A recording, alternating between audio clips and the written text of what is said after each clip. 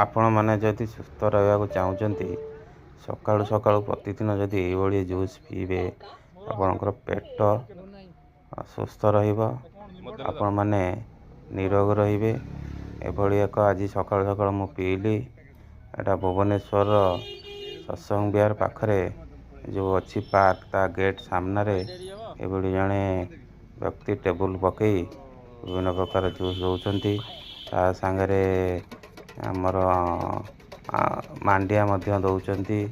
Juice भितर आपण मैंने देखिपारे बेलपत्र जूस लिंब जूस हलदी रस आमला आप विभिन्न प्रकार जूस पी पारे मात्र 30 टंका नौकरी ग्लास पिछा तापर गाजर बीट जूस दौरान गजा मुग बुट काकुड़ी नड़िया पकई गोटे बढ़िया सुंदर गोटे चाखणा भाया करके दौरान बहुत बढ़िया लगे आपण मैंने थरे जा एंजॉय करूँ थरे पीले सकाळु दिन सारा आपण पूरा फिट रहिए। भुवनेश्वर मुखार्जी पार्क गेट सामने